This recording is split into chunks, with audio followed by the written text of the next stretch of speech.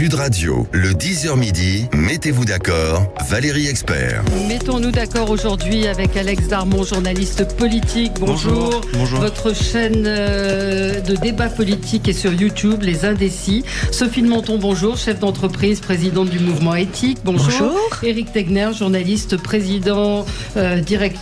À chaque fois, me fait. Vous êtes directeur de la rédaction de Livre Noir. Bonjour, et Valérie. Pascal Bataille, vous êtes animateur, producteur, chef d'entreprise. Bonjour à tous. Et puis vous devez être content ce matin, les chiffres sont excellents pour le retour de la... Il n'y a que la vérité qui compte. Je pense que dans ces temps ô combien agités et dramatiques, on a besoin de bienveillance et de positivité, et c'était le cas hier soir. Mais c'est pas toujours... Et quel chiffre 1 300 000 téléspectateurs sur C8, ce qui est pour nous une très bonne magnifique.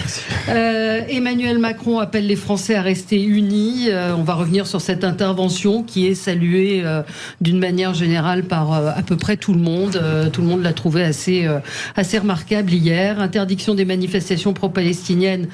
Y êtes-vous favorable ? Là, les avis divergent également. On rappellera qu'il y a également beaucoup de signalements sur Pharos pour des attaques antisémites. Moi, j'ai beaucoup de retours de gens, de médias qui ont pris position, qui ont simplement mis soutien à Israël, qui se font insulter. Alors, il y a aussi une auditrice hier qui était LFI et qui nous racontait qu'elle avait été elle-même insultée. Donc, on est dans un climat absolument insupportable. On va essayer de parler de la grève des médecins généralistes et puis de cette grève aujourd'hui de l'intersyndicale. Sera-t-elle suivie ? On en parle avec vous. Je vous ai demandé volontairement, encore une fois, de choisir des coups de cœur et des coups de gueule qui sont un petit peu en dehors de cette actualité très lourde. Pascal, c'est un coup de cœur pour un médecin. Pour un médecin qui est mon ami, le docteur Antoine Meignet, qui est un généraliste bordelais très connu, à Bordeaux en tout cas, qui a été diagnostiqué il y a 18 mois de la maladie de Charcot, la sclérose latérale amyotrophique, la SLA, maladie, comme vous le savez, pour l'instant mortelle, dans la mesure où on n'a aucun traitement et où la recherche n'est pas vraiment très favorisée. Et pardon. Très douloureuse. C'est une maladie très douloureuse qui évidemment touche les neurones qui commandent les muscles et donc qui conduit à une atrophie progressive des muscles, donc paralysie progressive d'abord des membres et puis finalement du système respiratoire. Antoine a écrit un livre, un journal depuis qu'il a été diagnostiqué et ce livre est sorti il y a quelques jours aux éditions Bouquin.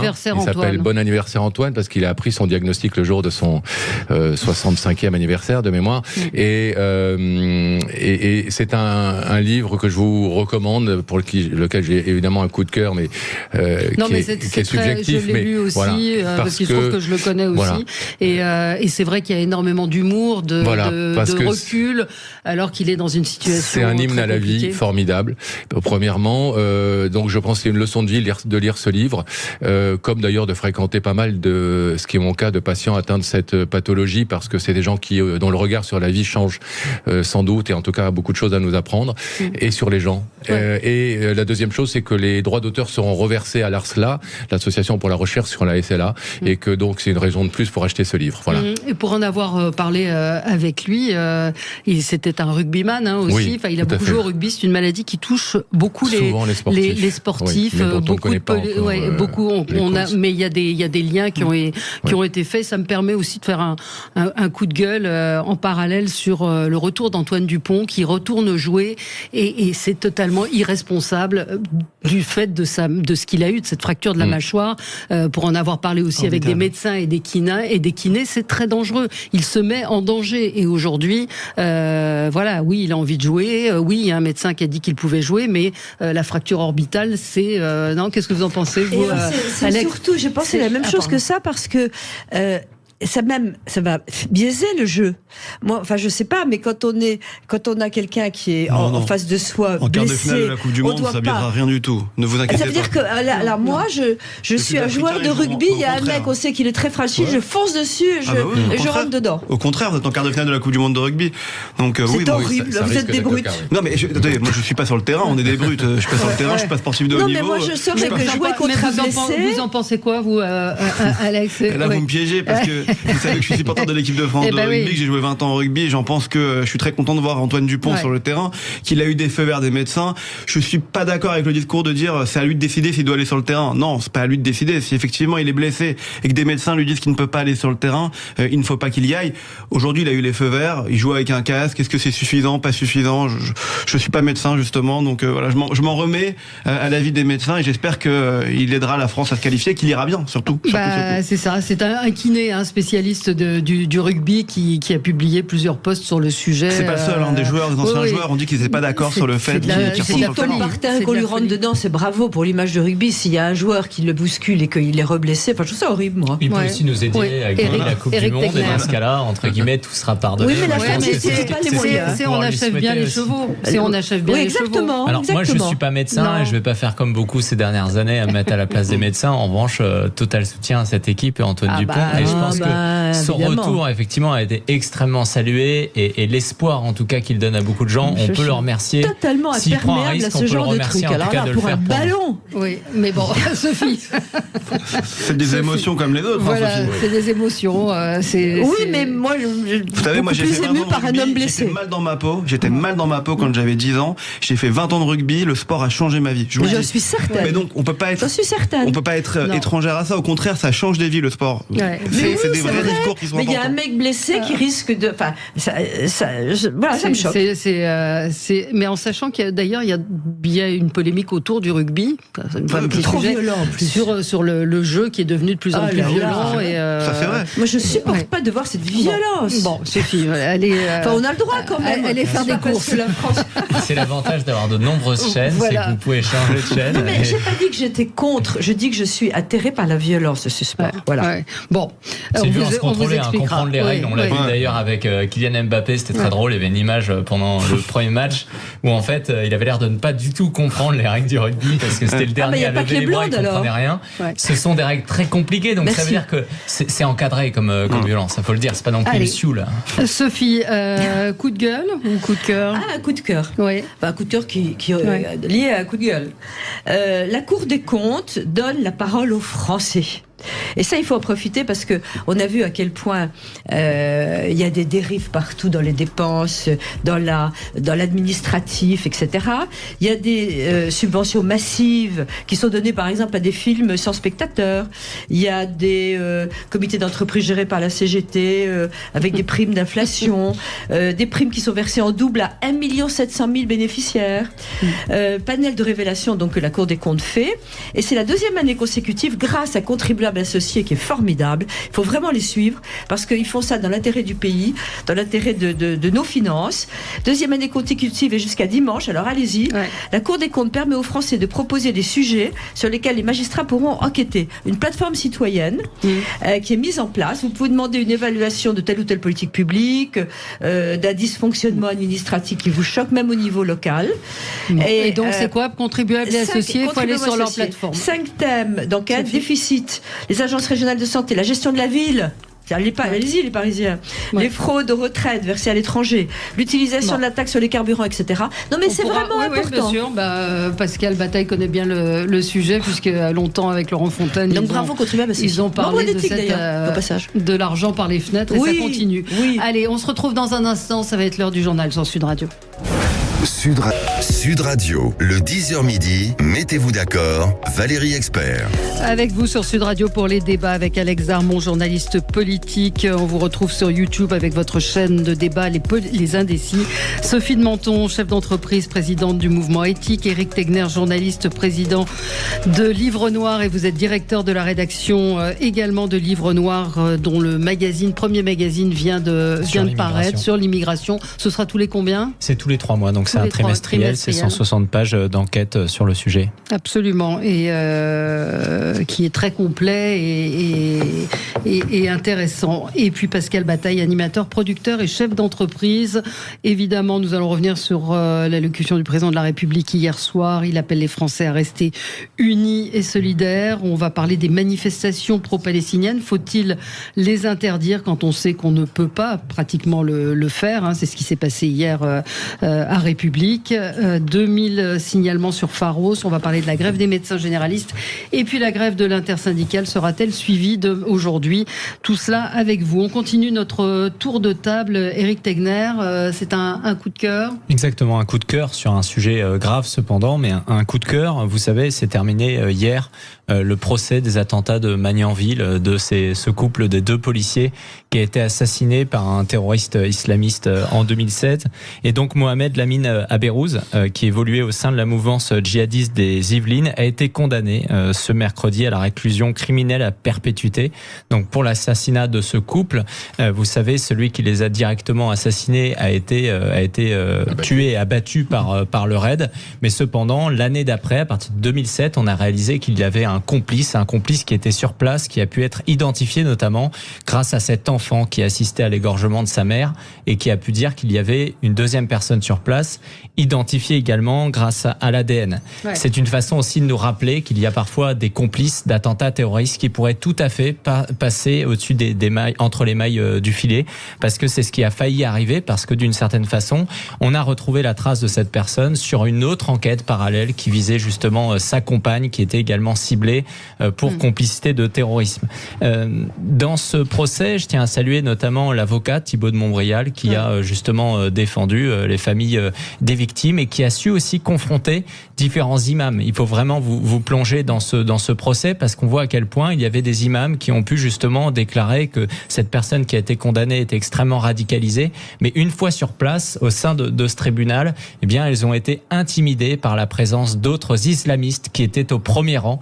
Et donc, ils n'ont pas voulu dire la même chose que ce qu'ils avaient déclaré avant. Et là, l'avocat Thibault de Montbrial a su justement les pousser dans leur retranchement. Un dernier point qui est important de mettre en avant, c'est que 7 ans après leur mort, les avocats de la partie civile et l'accusation donc ont rappelé le quotidien des policiers de terrain des Yvelines et d'ailleurs, c'est-à-dire veiller à ne pas être suivi à son domicile, demander à ses enfants de taire sa profession, emporter son âme de service, être vigilant face à des suspects qui peuvent être fichés S, inscrits au fichier de radicalisation ou mis en cause dans un dossier terroriste, à l'heure où aujourd'hui on ne cesse d'entendre des discours du côté de l'extrême gauche qui sont anti-police, il convient de rappeler aujourd'hui qu'il y a des policiers qui rentrent chez eux le soir en faisant plusieurs fois le tour de leur village avant de rentrer, de peur d'être suivis.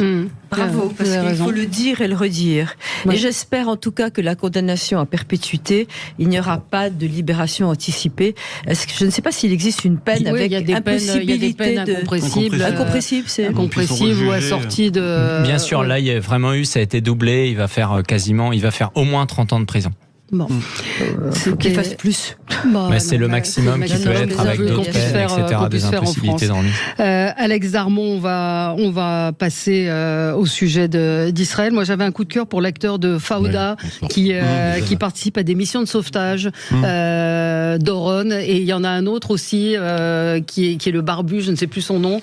Et on les a vus, on les a vus se mettre, se filmer et montrer qu'ils participaient au combat, à l'effort. Mais ils sont au milieu de sportifs de haut niveau israéliens qui jouent au football en D1 israélienne, qui partent au milieu d'artistes. Effectivement, tout le monde a été mobilisé. C'est aussi ça, la résilience israélienne, c'est que tout le monde y va s'il faut y aller. Votre coup de cœur aujourd'hui, Alex Darmon? Moi, mon coup de cœur, il est en rapport. Alors, je sais que vous vouliez qu'on fasse autre chose, mais ça me tenait à cœur parce que il est en rapport avec la situation en Israël et dans les territoires palestiniens. C'est l'auteur Tahar Ben-Jelloun ce matin, sublime auteur, poète qui a gagné le prix Goncourt en 87 sur ce roman magnifique La Nuit Sacrée que j'engage tout le monde à lire, qui a quelques années après fait un livre magnifique sur le racisme expliqué à ma fille. Et ce matin, il fait une tribune dans Le Point que je pense que c'est pas compliqué d'être intelligent. Quand vous lisez cette tribune, vous comprenez ce qui se passe dans cette région du monde, où il dit que le Hamas a tué en fait la lutte palestinienne le 7 octobre dernier. Voilà. Et la tribune est magnifique parce que il met sur un plan d'égalité effectivement un enfant israélien ou un enfant palestinien qui meurt, mais il dit que rien ne justifie le fait qu'on puisse attaquer des civils comme ça, de façon barbare, comme ça a été fait le samedi dernier, pendant toute la journée. Donc vraiment, j'engage tout le monde à lire cette tribune. Je vais pas la lire ici parce que c'est du travail de journaliste et Le Point a fait un travail formidable en ayant cette tribune. Mais je vous engage vraiment à lire cette tribune de Tahar Ben-Jelloun. Ça s'intitule « Le 7 octobre, la cause palestinienne est morte assassinée ». Il dit « Moi, arabe et musulman de naissance, de culture et d'éducation traditionnelle marocaine, je ne trouve pas les mots pour dire combien je suis horrifié parce que les militants du Hamas ont fait aux Juifs. La brutalité quand elle s'attaque aux femmes et aux enfants devient barbarie et n'a aucune justification. » justification, aucune excuse. Je suis horrifiée par les images. Voilà, je considère qu'on peut résister contre une occupation, lutter contre la colonisation, mais pas avec des actes de grande sauvagerie. Les mots sont là, sont posés, et c'est peut-être, oui, ce qu'il y a de... Enfin, c'est assez... Je ne l'avais pas lu, mais c'est... Ce que je trouve formidable, c'est qu'il n'a pas peur de dire de faire aux Juifs. Voilà, c'est de faire aux Juifs. Il faut arrêter de tourner autour du pot et se dire qu'il y a quelques années, quelques mois, on a fait rentrer l'antisionisme dans la définition de l'antisémitisme en France. Mais on a bien fait, parce que la vérité, c'est que quand vous êtes antisioniste, il y a une forme d'antisémitisme chez vous. Et c'est pour ça que je trouve cette tribune remarquable, parce qu'il dédouane pas l'État d'Israël sur sa responsabilité dans ce qui se passe. Parce que forcément, peut-être qu'indirectement, l'État d'Israël a une responsabilité, mais il dit les choses, et c'est important de le dire et de l'écrire ce matin, vu de sa position et de son prisme. Ouais, je suis d'accord. Vous êtes d'accord? Oui, Eric Tegener. Il y a un truc qui est intéressant, c'est qu'on dit toujours les femmes et les enfants, je comprends, mais il faudrait demander à Sandrine Rousseau, parce que les femmes sont très souvent activistes. Il y a des femmes qui sont... Non, mais je veux dire que les femmes et les hommes veulent absolument une égalité parfaite, que je ne partage pas forcément, ce désir d'égalité parfaite.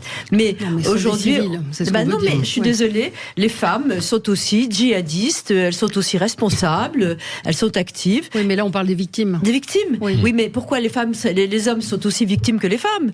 Que les enfants soient des victimes, c'est épouvantable. Parce que les femmes sont quand même moins... c'est équivalent. Oui, mais enfin les femmes sont globalement moins activistes, moins combattantes. Globalement, les féministes vous diront que non, Valérie. Non, mais homme ou femme, ce qui est homme, femme ou enfant, ce qui est atroce, c'est qu'il y ait des civils qui soient victimes. C'est les civils, exactement. C'est ça. La guerre et puis les enfants, se limiter aux militaires.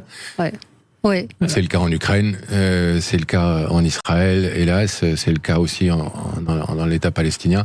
Mais moi, merci Alex, parce que j'avais ce coup de cœur en tête, mais je tenais à parler du livre Bon anniversaire Antoine. Vous l'aviez lu, la tribune de Tahar Ben-Jelloun, je trouve ça et avec le dossier du Point, qui est la une du Point, qui est tout ce dossier qui est très complet. Il n'y a plus grand chose à dire après, je crois. Alors, ce qui est intéressant, on pourra en parler tout à l'heure, c'est dans le fond le titre qui dit que la cause palestinienne est morte le 7 octobre, c'est-à-dire, et je pense qu'on n'a pas encore assez de recul là-dessus, est-ce que demain, on pourra justement continuer à pousser cette idée de deux États, de la solution à deux États, parce qu'en fait c'est un peu ça qui est poussé, ou est-ce que cet acte ignoble fait que de toute façon, même ceux qui avant étaient de façon légitime ou pas, partisans d'un État palestinien, aujourd'hui doivent changer d'avis.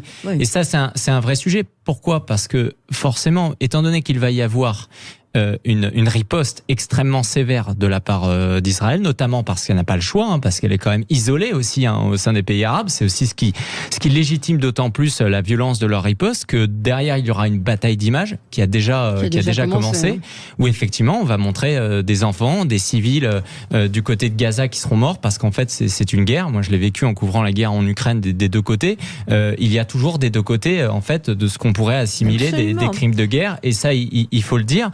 Mais ça veut dire qu'à un moment donné, ce débat de la solution à deux États, de la défense de l'État palestinien, va finir par quand même être rééquilibré. On va finir par avoir à un moment donné potentiellement autant de morts du côté de Gaza qu'il y en a eu du côté d'Israël. Et à ce moment-là, certains vont commencer à dire, notamment la France Insoumise, je pense, nous l'avions dit, etc. Donc c'est important aujourd'hui de se dire à un moment donné, est-ce que oui ou non, ce débat peut encore avoir lieu? Je pense que c'est avec le temps qu'on le saura. beaucoup trop tôt, et malheureusement, ça va durer longtemps. La riposte va être extrêmement violente, et on peut le comprendre, même si on peut le regretter aussi. Mais c'est évident qu'il y aura une riposte extrêmement violente. Et je crois, alors, il y a aussi quelque chose de terrible, c'est que Israël se comporte, en tout cas en pays civilisé, en disant aux populations civiles de s'en aller. C'est déjà quand même... Ils ont toujours... voilà, mais le Hamas dit aux populations civiles de rester. Oui, mais elles s'en vont quand même. Non, mais heureusement qu'elles s'en vont quand même, mais c'est encore plus monstrueux. Mais encore plus monstrueux, ils en rajoutent en disant à leur population civile de rester alors qu'ils savent qu'ils vont être tués. C'est un autre crime en puissance. Mais le Hamas savait très bien ce qu'il faisait. Il faut avoir en tête, vu la densité aussi de Gaza, c'est une stratégie qui est souvent opérée aujourd'hui par les pays qui sont justement en situation d'infériorité, de se cacher derrière les civils, de mettre leur poste de commandement dans les écoles, etc. Je dis ça parce qu'en fait, tous les 6 mois, il y a une nouvelle guerre en ce moment. Et il faut en profiter aussi d'éduquer les populations sur comment fonctionne une guerre aujourd'hui. Et peu importe d'ailleurs le côté, ils font tous globalement ça. La différence, c'est que Gaza, effectivement, il y a une densité qui est telle qu'en fait, on va se retrouver avec des cas bien plus atroces qu'ailleurs. Alors, quelle peut être la solution ? On va marquer une pause déjà, et puis on continue. On va trouver pendant ce temps-là. On va continuer de débattre et on évoquera hier le discours du président de la République. Sud Radio midi, mettez-vous d'accord, Valérie Expert. Et on est ensemble avec vous pour commenter l'actualité. Revenons sur l'allocution du président de la République hier soir. Il a appelé les Français à rester unis. Je vous propose d'écouter un extrait de cette allocution. Notre devoir, dans ce moment que nous vivons, est de rester unis comme nation et comme République. Ne menons pas chez nous des aventures idéologiques par imitation, par projection. N'ajoutons pas des fractures nationales aux fractures internationales. Et ne cédons rien face à toute forme de haine. Alors je disais que ça avait rassemblé à peu près tout le monde, l'avait trouvé plutôt très bien, avec je sais plus c'est Alain Duhamel qui disait c'est un discours d'homme d'État, oui, mais c'est le nouveau Jacques Attali, Alain Duhamel. Alors vous n'avez pas trouvé, vous avez trouvé qu'il manquait des choses. Alors déjà premier point, ça arrive tard. On se rappelle qu'après la guerre en Ukraine, il était intervenu dans les heures qui suivaient. Là, il a fallu attendre 5 jours, et il a fallu attendre un tweet de Marine Le Pen mercredi justement qui lui a mis la pression. Ça, c'est le premier point qu'il faut mettre en avant. Alors effectivement, il a été bon sur la forme, pour une fois il a été court, il était percutant, il a su parler de terrorisme d'une certaine façon en montrant en fait à la France insoumise qu'il faut citer le terme, sauf qu'il y a un terme qui n'est pas apparu, c'est terrorisme d'un djihadisme islamiste. À un moment donné, il a refusé de dire les termes. Il ne cesse de parler de terrorisme, mais il ne parle pas de terrorisme islamiste. Et ça, c'est très important de le faire. Pourquoi j'en parle ? Parce que ça nous, si vous lisez un peu le récit de ce qui s'est passé, de sa rencontre avec justement les chefs de parti qui a eu lieu quelques heures avant, il y a ce qu'a révélé Jordan Bardella, qui dit qu'il lui a demandé l'interdiction de certaines associations, groupuscules, où il y a dedans à la fois des musulmans modérés, mais également des radicaux et des islamistes. Et Emmanuel Macron lui aurait dit justement qu'il ne fallait pas le faire parce que sinon il y avait un risque de guerre civile. Et en fait, c'est exactement cela sur lequel nous sommes aujourd'hui, c'est-à-dire qu'Emmanuel Macron, c'est pas le boulot d'un chef de l'État de faire attention à ce qu'il n'y ait pas une guerre civile. Emmanuel Macron, comme les chefs de gouvernement depuis des années, en fait, confie aujourd'hui justement la gestion de la paix sociale à ces associations, à des quartiers, refuse de dire les termes et considère justement qu'en repoussant sans cesse les sujets, ils vont résoudre les problèmes. Un peu comme Elisabeth Borne, qui disait qu'il fallait repousser le projet de loi immigration pour ne pas diviser les Français, comme si c'était le fait de débattre d'immigration qui divisait les Français et non l'immigration elle-même. Et ça m'amène au deuxième point justement, c'est qu'Emmanuel Macron a cette intervention aujourd'hui où il dit qu'il ne faut pas importer ce conflit au niveau national, alors qu'il est déjà importé au niveau national. On l'a vu hier, place de la République, et que le sujet aujourd'hui de l'immigration qui ne cesse de repousser aujourd'hui, un sujet concret, on est 3 mois après les émeutes, il n'y a toujours pas une loi, rien qui n'est passé dessus, eh bien, et n'est pas du tout abordé. Et ça, c'est important. Donc, il a eu des mots pour appeler son amitié vis-à-vis d'Israël. Il a dit que c'était du terrorisme, mais il n'a pas cité encore ce terrorisme islamiste. Moi, ça me choque parce qu'à un moment donné, il est le premier à dire que la guerre des mots est importante. Eh bien, cette guerre des mots, il ne l'amène pas. Oui, Pascal, Bataille. Peut-être Pascal, qu'on n'a pas beaucoup entendu depuis le début. Vous, on vous a beaucoup entendu. On m'a entendu. Je n'avais pas remarqué. Demandez, on fait un tour de table. Je pense que je suis évidemment pas du tout en phase avec ce que vient de dire Éric, dont je comprends évidemment les motivations et le souci d'instrumentaliser dans un but politique un drame, une tragédie abominable. Et justement, je pense que c'est là qu'il ne faut pas aller dans notre pays et que pour une fois, je vais dire que le président Macron a été exactement dans son rôle et là où on l'attendait et là où on l'espérait, en parlant d'ailleurs de la nécessité, parce que par rapport à ce qu'on disait juste avant la pub, je pense que c'est important, je comprends et je respecte totalement ce qu'a dit Sophie il y a quelques instants, mais je crois au contraire qu'il faut plus que jamais parler de la solution à 2 États et plus que jamais œuvrer dans ce sens-là et que effectivement c'est la meilleure façon de lutter contre le Hamas que de continuer à croire à la paix et à essayer de la faire prospérer, aussi difficile cela soit-il.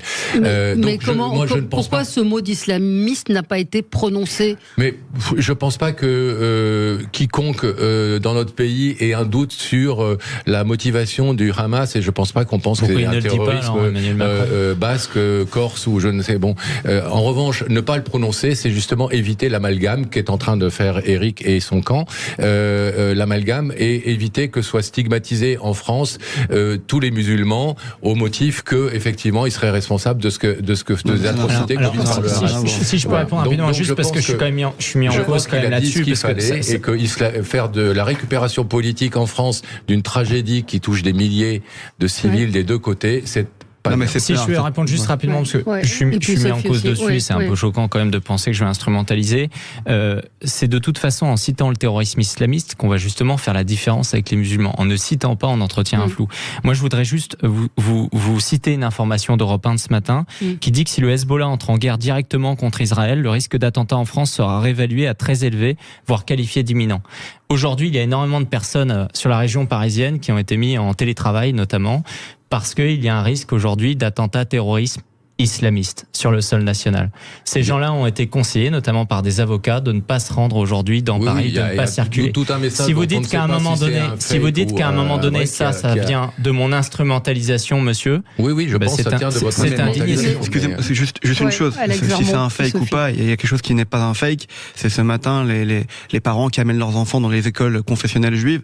C'est pas un fake. Je peux vous dire on a l'impression qu'ils partent, je sais pas où, en vacances ou quoi. Je suis bien d'accord. Non, mais donc, je pense que l'instrumentalisation, c'est quand même un mot un tout petit peu fort. Moi, j'aimerais juste qu'on revienne sur les propos du président de la République hier, qui, pour la première fois, un président de la République qui donne son soutien total à Israël sur ce qui vient de se passer. Je pense que c'est important de le dire. C'était aussi son rôle. Et moi, effectivement, je l'ai trouvé très juste. Et hier, Emmanuel Macron, et je pense qu'on est sur ce plateau la plupart d'accord, à part Eric, il a le droit. Moi, j'entends ce qu'il dit sur le fait qu'on aurait pu nommer effectivement ce terrorisme islamiste. Il l'a pas fait. En tout cas, moi, ce qui m'importe, ce qui est important pour moi, je vais vous dire, c'est qu'à la fin, il appelle à l'unité dans le pays. Pour moi, ça, c'est important. C'est le rôle d'un président de la République. Non, mais il le fait. Il le fait. Et il cache pas le fait aussi, et c'est important de l'entendre, qu'il y a des risques très élevés sur notre territoire aujourd'hui d'attentats. Et donc, dire il faut pas faire d'amalgame entre les islamistes et les musulmans. Il a dit l'inquiétude de nos compatriotes de confession musulmane, que les amalgames l'emportent. Il ne faut pas que les amalgames l'emportent sur la raison. Donc il a évoqué cette distinction.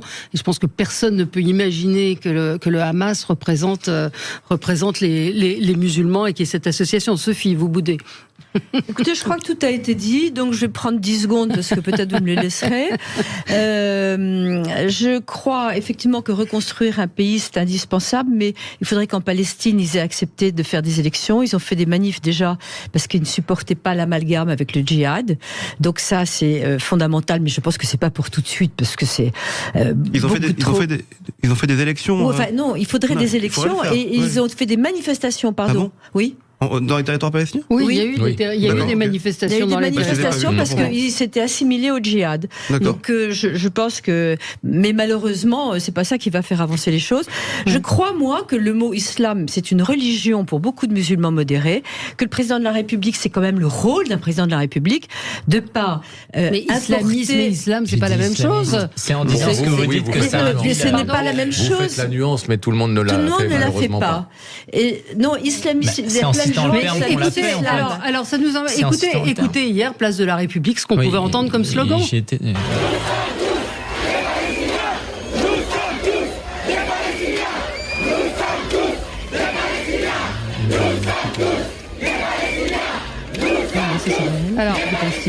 Alors il y a pas l'ensemble, c'était Israël assassin, sioniste, terroriste. Et Macron terroriste, c'est ce qu'on a entendu. On n'a pas je continue parce que j'ai eu 5 secondes, je continue encore sur 5 secondes de plus. Je dis que il est très dangereux et je suis inquiète aujourd'hui de voir effectivement que le peuple français soit entraîné, ce qui est légitime. Quand on est juif en France aujourd'hui, c'est épouvantable. Et il y a quand même, pardonnez-moi, des musulmans qui sont choqués, qui osent pas trop se montrer, etc. Donc on n'a pas à mettre de l'huile sur le feu. Et je crois que Macron a eu raison. Je crois d'ailleurs que l'imam Chalgoumi n'avait aucun problème à cette manifestation en soutien à Israël, que ça a été relayé et qu'il a été largement soutenu.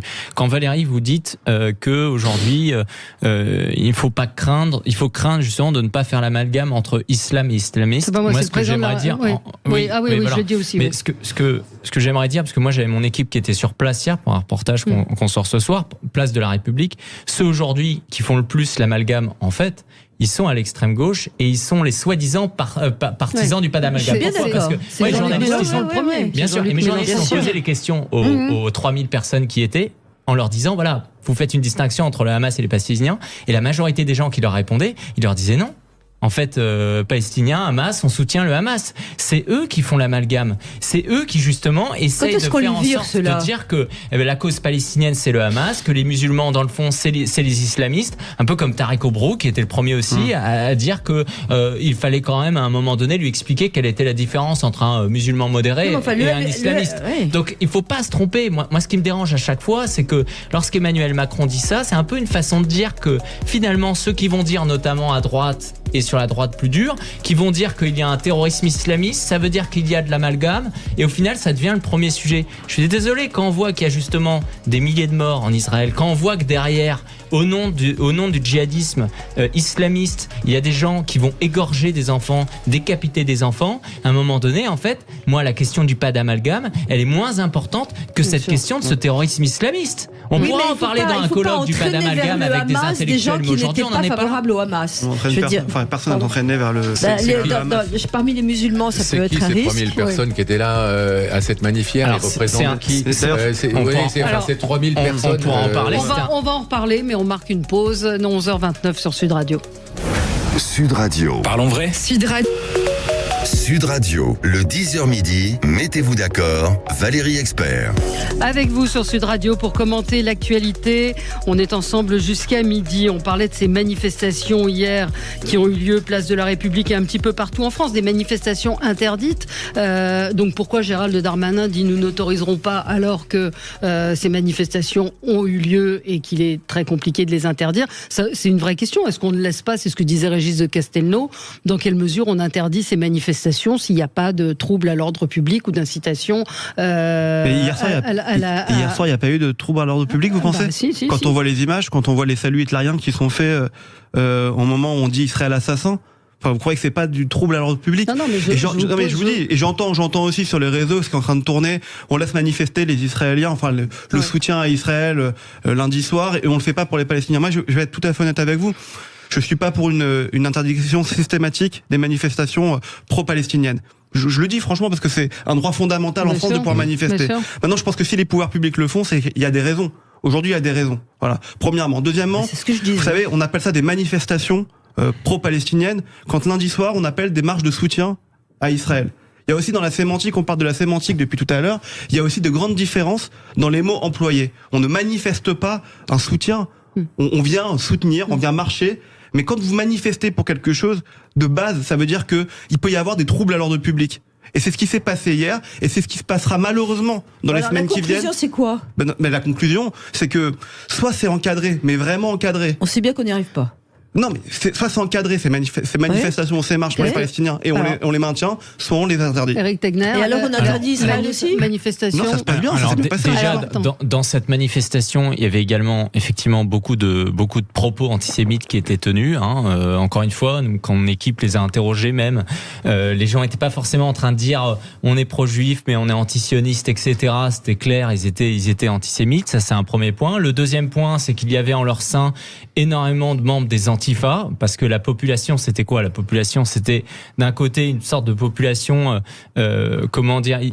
islamo-maghrébine plutôt éduquée. De l'autre, il y avait également des petits blancs, pardonnez-moi l'expression, d'extrême gauche plutôt Antifa, qui sont habitués à chercher le contact avec la police. On l'a vu, ils ont cherché le contact avec la police.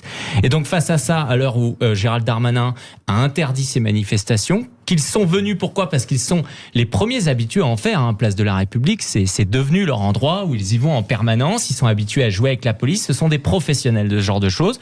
Et bien derrière, il y a une répression policière qui doit avoir lieu. Cette répression, elle a eu lieu contre certaines manifestations, etc., qui étaient beaucoup plus calmes. Je pense qu'à ce moment-là, il faut le faire, et il faut que justement, c'est le rôle aujourd'hui légitime de la police, eh bien de faire craindre aux gens que s'ils se rendent à ce type de manifestation, il y aura répression, il y aura des lancers lancer de gaz lacrymogène. Et ça, c'est important de le dire, parce que s'ils le font aujourd'hui, c'est justement pour défier, parce qu'on est dans un contexte où, on en parlait tout à l'heure en antenne, il y a des manifestations qui sont faites en Irak, etc., et dans d'autres pays qui sont ouvertement anti-occidentaux, qui sont ouvertement antisémites dans les propos qui tiennent. Et donc, ça rentre dans ce cadre global d'une explosion des manifestations au niveau mondial. Et ne croyez pas que ces images-là, où on puisse dire, eh bien, dans la 5e puissance mondiale, à Paris, place de la République, il y a des manifestations justement comme ça qui sont antisémites, ça n'est pas un impact et que ça n'encourage pas les islamistes du Hamas et de Gaza.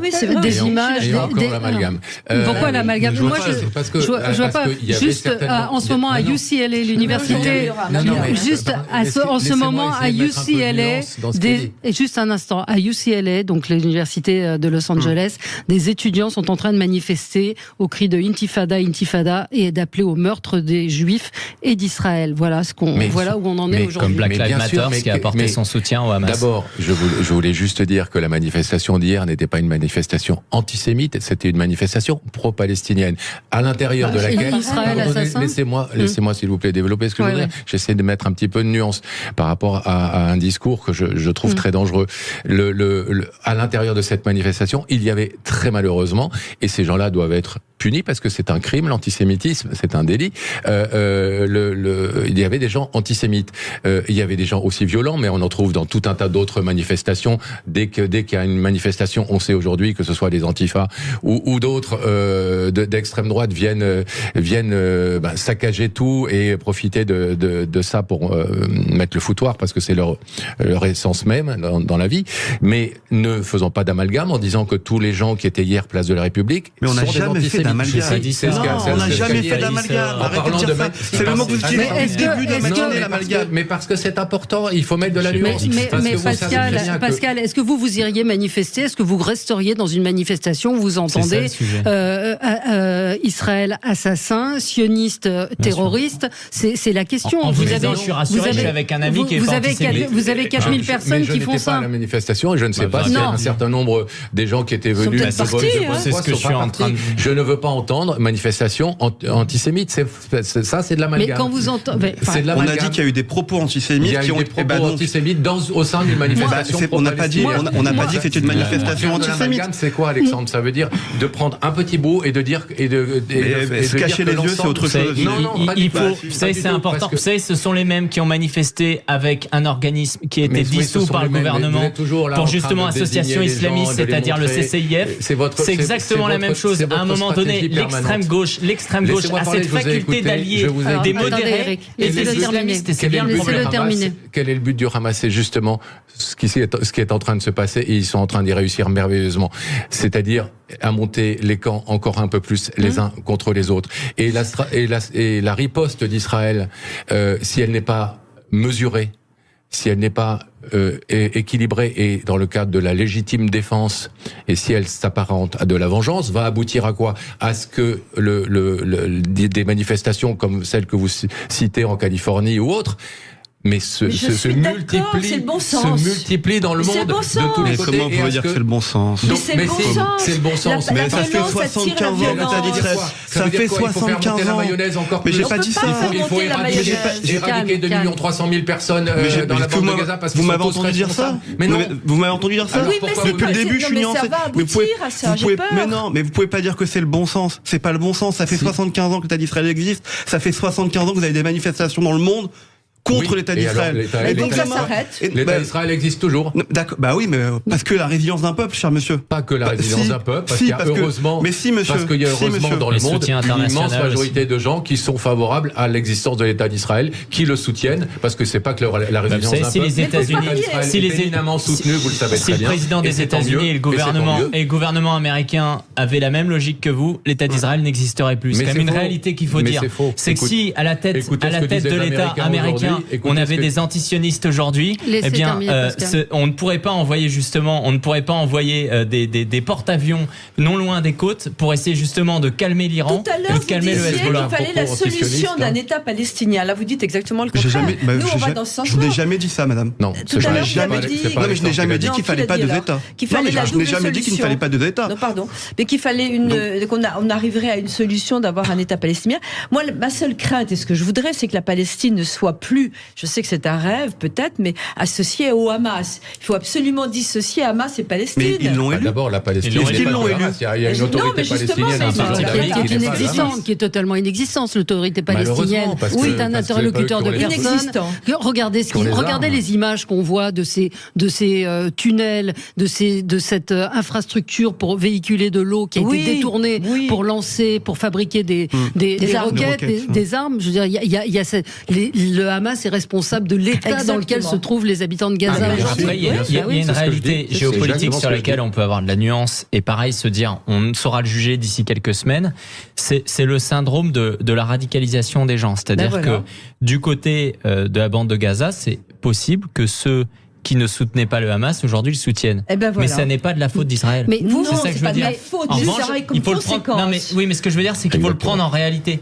C'est-à-dire dans une réalité politique. C'est-à-dire que cette solution-là de dire à un moment donné, il faut que les Palestiniens se détachent du Hamas, c'est largement possible que ça ne soit pas le cas. On le verra d'ici quelques semaines.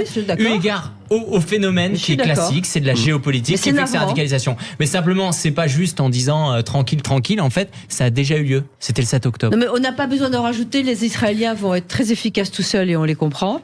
Mais je crois qu'il faut au contraire essayer, de tempérer un peu. Voilà. Tempérer en parlant avec qui, comment, enfin c'est un peu ce que le président de la République... Le président de la République a été bien.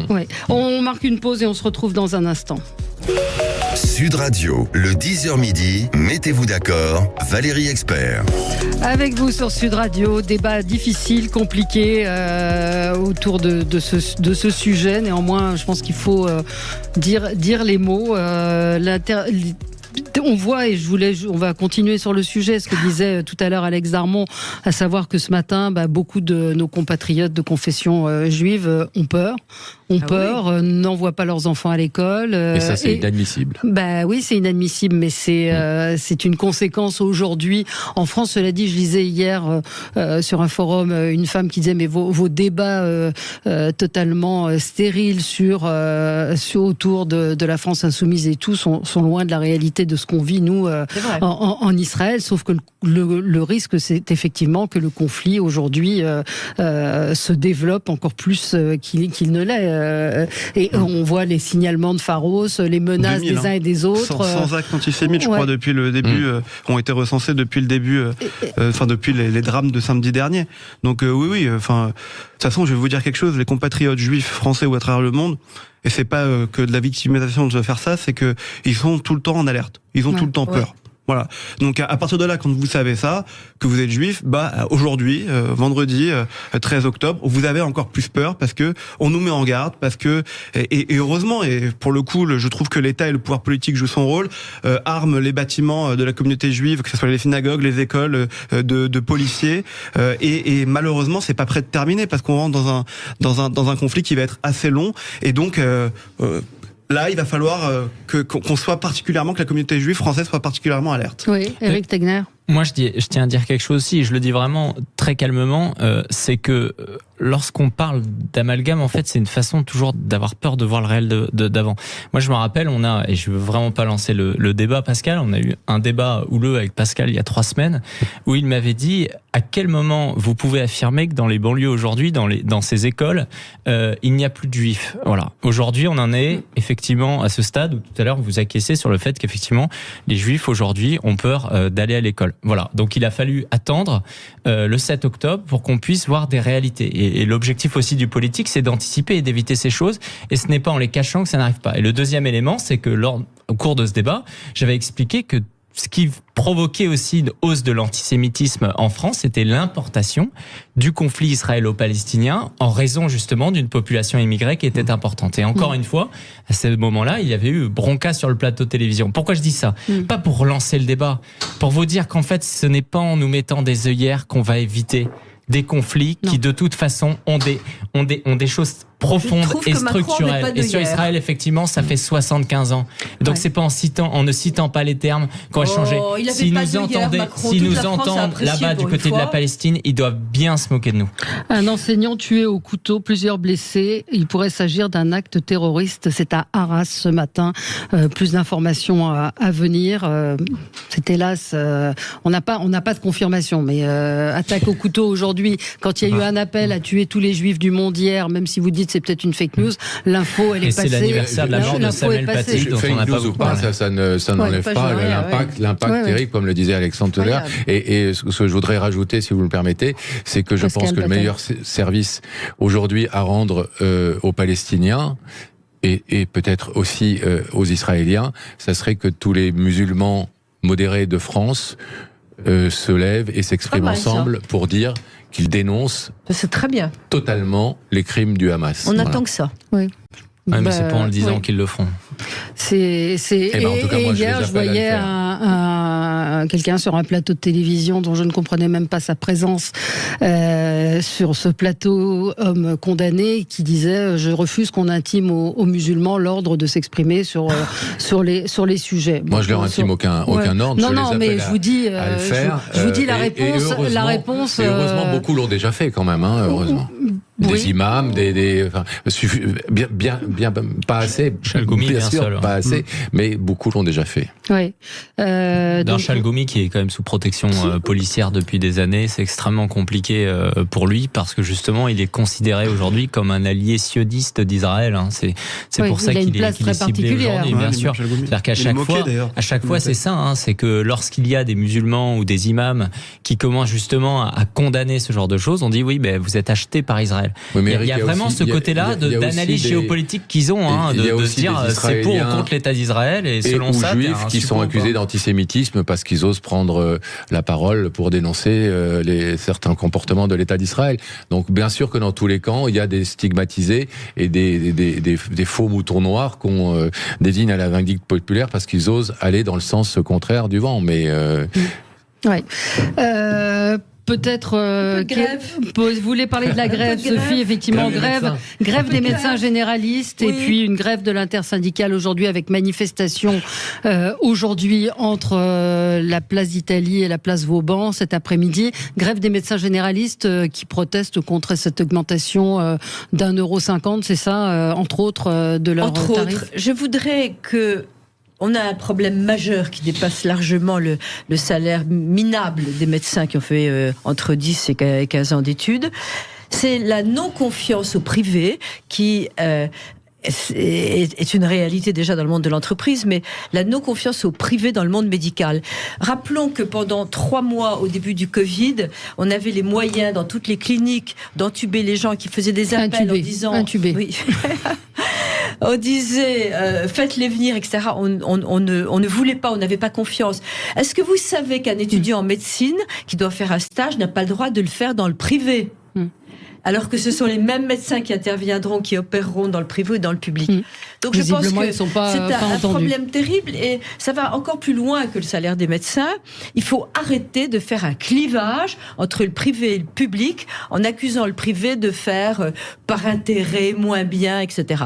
Donc ces médecins sont dévoués. J'ai une amie qui est médecin à l'hôpital, qui a 70 ans, qui travaille gratuitement parce qu'elle n'a plus le droit de travailler. C'est la seule qui est néphrologue et qui arrive à travailler à Necker. Il n'y a plus de médecins. Elle y va gratuitement parce qu'il n'y a pas... Maintenant, elle n'a pas le droit, elle est à la retraite. Mais elle a le droit d'ouvrir un cabinet. Donc, ce qui se passe, il faut soutenir absolument les médecins libéraux qui se battent et qui font ce qu'ils peuvent, qui sont des entrepreneurs comme les autres, car leurs cabinets, ils sont harassés de paperasserie. Et je soutiens absolument, en tant qu'entrepreneur, les entrepreneurs des cabinets médicaux et entrepreneurs qui sont les médecins. Ça aurait pu être votre coup de gueule. Je voudrais quand même qu'on revienne sur Arras. Vraisemblablement, c'est un acte terroriste dans un lycée, encore une fois dans une école, et c'est l'anniversaire de la mort de Samuel Paty lundi prochain. Et c'est vrai qu'on n'en a pas beaucoup parlé, parce qu'en fait les gens sont complètement noyés dans tous ces anniversaires qui vont cesser. On a en vendredi 13, on a un mois avant l'anniversaire du vendredi 13 novembre, des attentats du Bataclan. Sûr que c'est inquiétant, c'est à Arras, c'est-à-dire qu'en fait c'est également, alors pardonnez-moi ce terme, dans la province française. C'est-à-dire qu'aujourd'hui, c'est aussi le sentiment de tout le monde, en tout cas de peur, parce qu'évidemment, on attend de voir réellement ce qu'il en est. En tout cas, ce qui est certain, c'est que derrière, il y a une peur qui est provoquée et qui est justifiée, parce que les services de renseignement et la DGSI, en tout cas, c'est ce qui a fuité dans la presse, disaient qu'aujourd'hui, ils craignaient un vendredi noir. eh bien les Français se disent qu'ils peuvent être touchés aujourd'hui. À l'époque, on pensait que c'était uniquement à Paris, dans la région parisienne. Aujourd'hui, ça peut être à Toulouse, ça peut être à Rennes, ça peut être dans des villages. Et aujourd'hui, c'est potentiellement à Arras. Et quoi qu'il en soit d'ailleurs, que ce soit un attentat terroriste ou pas, c'est sûr que c'est extrêmement triste et douloureux. Et inquiétant, et quand même inquiétant. Quoi qu'il en soit, effectivement, alors l'auteur des faits a été interpellé par la police, mais on n'en sait pas tellement plus pour l'instant. Mais on peut se dire qu'effectivement, ce type d'acte, mais attendons d'en savoir plus, mais risque de se reproduire. Et des attaques au couteau qui sont de plus en plus aujourd'hui utilisées. C'est une méthode qui est différente d'à l'époque. Vous savez, c'était beaucoup plus des bombes ou différentes modalités. Aujourd'hui, c'est le couteau, c'est-à-dire qu'aussi ce sont des individus qui peuvent être radicalisés seuls dans leur chambre beaucoup plus facilement, qui a un accès au couteau. Et c'est une violence aujourd'hui qui est terrible en fait et qui fait craindre à tout le monde d'être en permanence touché.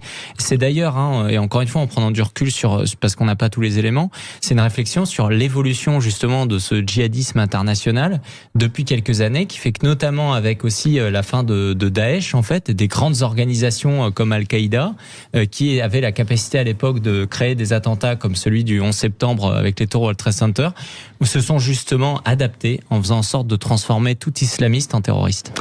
Des tweets, Dieu est grand, au nom de Dieu, il y a une attaque au couteau à Gambetta, moi je suis chez moi, j'avais un rendez-vous médical, tout le lycée confirmé et confiné, Dieu est grand, voilà le type de tweet. C'est Arras, d'accord. Gambetta à Arras. C'est assez clair, si à un moment donné... Et il y a des vidéos, hélas, qui circulent de l'enseignant qui a été tué avec dans une mare de sang, des images absolument ignobles. Je pense que et puis on est malheureusement très désarmé si ces types d'accidents qui sont bien plus que ça, de crimes se perpétuent, on est très désarmé. On n'arrive pas à lutter contre ça, on n'a pas assez de police, on n'a pas assez de. On a vu tout à l'heure que ils avaient peur de rentrer chez eux. Enfin c'est effroyable. La France va très mal d'un point de vue sécuritaire. Ouais. Merci à tous les quatre. Dans un instant, c'est Alexis Poulain qui sera avec vous. Très bonne journée sur Sud Radio.